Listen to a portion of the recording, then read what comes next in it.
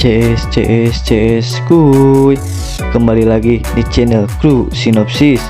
Dimanapun kalian berada, semoga sehat selalu dan diberi rezeki yang bermanfaat. Di sini kita akan membahas alur film Cloud Town, yang dimana 4 orang remaja yang mau nonton konser malah terjebak di kota badut psikopat ini. Tidak akan lama-lama saya ngebacot di sini, langsung saja menuju filmnya. Setel dulu kopi Anda, kalau gak punya kopi bisa nganyuk dulu ke warung Mamimi. Gisik dulu matamu, lebarkan telingamu, dan tidak lupa dengan motivasinya. Ketika pekerjaan Anda terasa berat, sebaiknya jangan dikerjakan. Sakit tuti pusat, salam canda CS, dan let's go.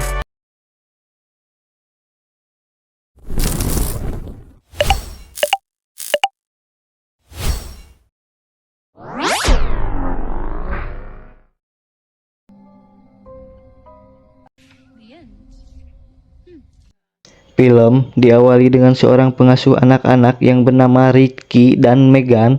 Lalu ia pun menyuruh mereka berdua untuk tidur, dan nampak semuanya berjalan normal, tidak ada satupun yang mencurigakan. Sampai suatu ketika, pengasuh tersebut mendengar suara keras dari kamar mereka. Setelah diperiksa ternyata tidak ada apa-apa, melainkan si pengasuh tersebut ditusuk oleh seseorang. Beberapa puluh tahun setelahnya, kita langsung dialihkan kepada situasi di dalam sebuah restoran, yang dimana kita diperlihatkan 2 orang pekerja yang sedang mengobrol untuk pindah dari kota ini. You eat too fast.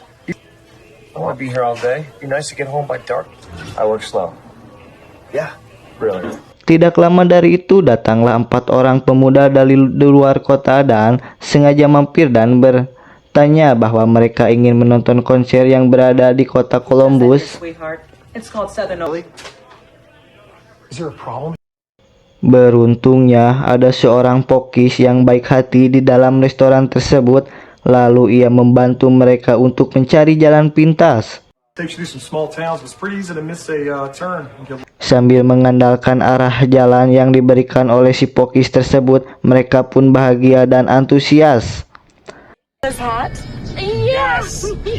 Lebih tepatnya, 4 remaja ini terdiri dari pria yang janggotan yang bernama Max, pria yang berbaju biru bernama Brad, wanita berkaos putih yang bernama Sarah, dan wanita yang berkaos merah bernama Jill. Sepanjang perjalanan ini tidak ada kendala yang ia repotkan.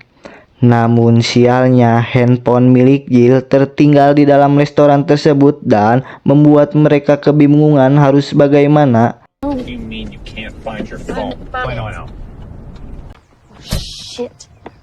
Sarah pun berinisiatif untuk menelepon nomor Jill tersebut, dan untungnya handphonenya pun ada di ngampihan.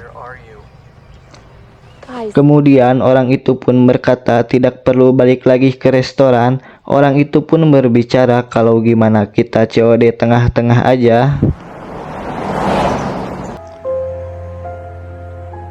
Setelah ditelepon, orang tersebut sudah menunggu di sebuah kota yang dimana kota tersebut seperti kota mati yang tidak ada penduduk sedikit pun.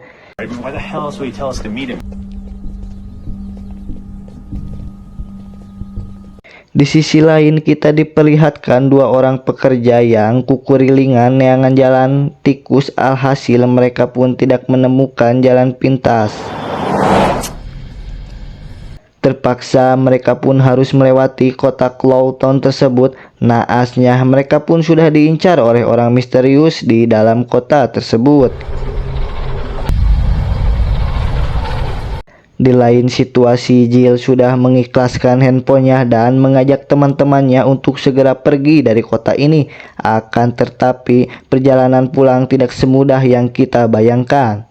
Lalu mobil mereka secara tiba-tiba mogok. Gak tahu disebabkan oleh siapa, gak tahu karbunya rusak, apa udah 2 tahun gak ganti oli, entahlah. Atau ada yang tidak beres di kota ini. Shit. Hey, excuse me.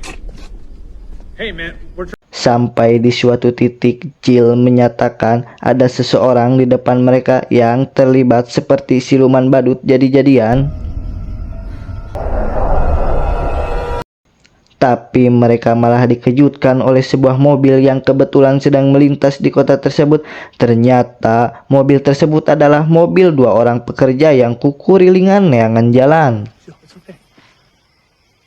Tiba-tiba mereka pun dikagetkan dengan badut di belakang mobil yang diam-diam menaiki mobil tersebut. Alhasil, seorang teman pekerja itu pun harus menjadi korban, apalagi kondisinya tidak bisa bergerak sama sekali. Masih belum selesai, datang lagi dengan badut yang bertubuh kurus alias begang yang terlihat ingin bersenang-senang dengan korbannya.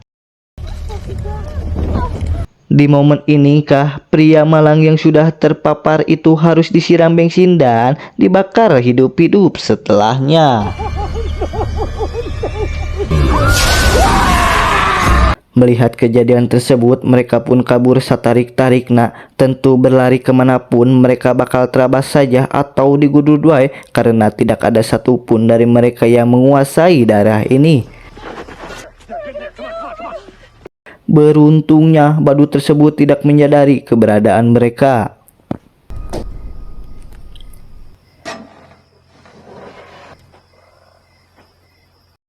Di saat ingin masuk mobil rongsokan, Jill yang berada di belakang diculik secara tiba-tiba tanpa diketahui teman-temannya. Ketika mereka pun baru sadar, bukan Jill saja yang mereka dapati, melainkan wujud nyata seorang badut yang berpakaian rapi. Mereka pun berinisiatif bersembunyi di dalam mobil rongsokan tersebut. Tanpa disadari, si badut mengetahui keberadaan mereka. Kaca demi kaca dibantai oleh si badut. Beruntungnya ada seorang kakek-kakek yang bernama Prank yang gak tahu berasal dari mana dan berusaha untuk menolong mereka. Lalu mereka pun mengikuti si kakek itu dan tidak memberitahu akan kemana. Tapi setelah dilihat-lihat, ternyata si kakek sudah memiliki markas rahasia yang selama ini ia pakai sembunyi. Kakek tersebut adalah warga asli kota ini. Ia bercerita bahwa belum pernah ada pokis pun ke tempat ini. Belum diketahui pasti apa penyebabnya. Namun sialnya, di tengah pembicaraan mereka mendengar suara berisik yang berasal dari pintu masuk. Lalu si kakek pun mengajak kabur lewat pintu belakang.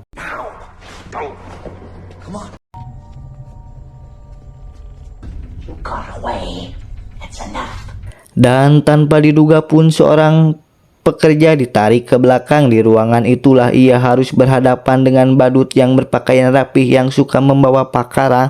Naasnya si pekerja itu pun ditusuk dari mulutnya hingga tewas.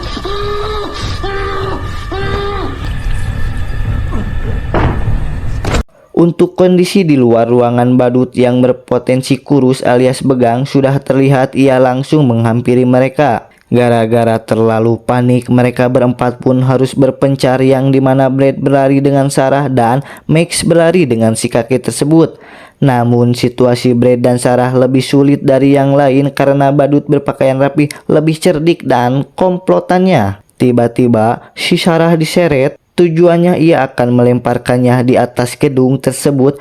Kemudian si Brad menghentikannya. Lalu mereka pun gelut dengan sengit dan sampai-sampai si badut rapi itu pun tewas di tangan Brad.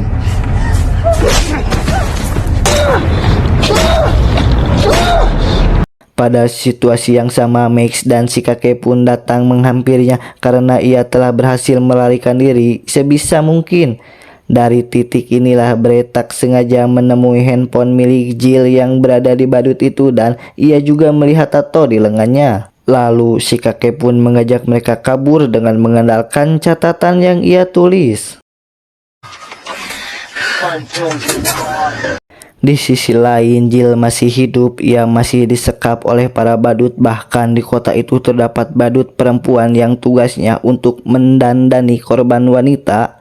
Akan tetapi tidak ada cara lain untuk menyelamatkan Jill karena mereka sudah kabur pakai mobil pria pekerja itu.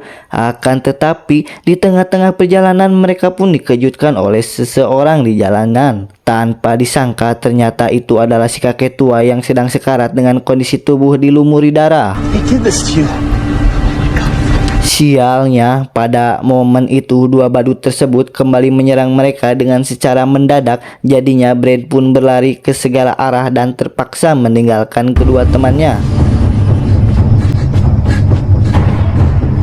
Tidak jauh dari pelarian, ia menemukan sebuah rumah yang masih menyala lampunya. Mau tak mau, Brad pun terpaksa masuk ke dalamnya dan melihat seorang wanita yang sedang duduk. Pertama-tama sih Brad masih yakin untuk meminta bantuan kepada wanita itu, tapi tidak lagi, ia harus menunggu kedatangan anaknya. Benar saja, Brad tak sengaja melihat salah satu foto dari keluarga yang juga pernah disimpan oleh si kakek tua itu. Dari sinilah wanita itu mengakui bahwa suaminya telah pergi melarikan diri setelah sadar kalau anaknya serta istrinya yang tidak lagi bertingkah seperti manusia normal.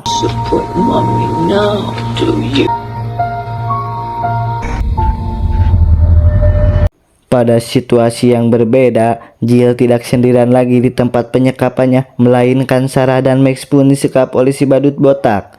Awalnya sih saya meragukan kenapa badut itu bisa menyeret dua orang sekaligus, namun ternyata terdapat badut lainnya dengan kegilaan yang sama.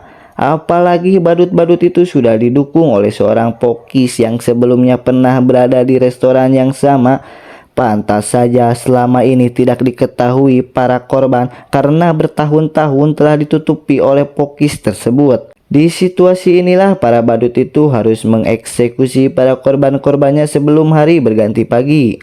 Mengejutkannya, polisi ini marah karena ia merasa capek untuk menutupi kasus-kasus ini. Ya, sudah jelas hal itu pun gak bakalan membuat si badut senang, melainkan si pokis malah ditikam secara tiba-tiba. Tidak lama dari itu, Brad pun datang untuk menolong Sarah maupun Max yang sedang disekap. Hanya saja kondisi ini harus memakan waktu sedikit lama karena situasi si Max yang sedang disekap dengan tangan tertancap kaku.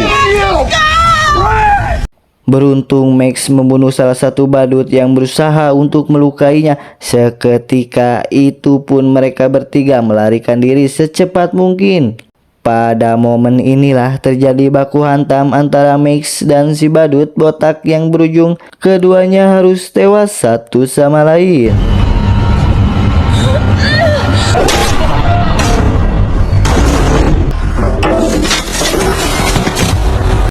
Berbeda halnya dengan Brad, walaupun Sarah yang berhasil menghindar dari si badut kurus dan mereka pun berhasil keluar dari kota tersebut.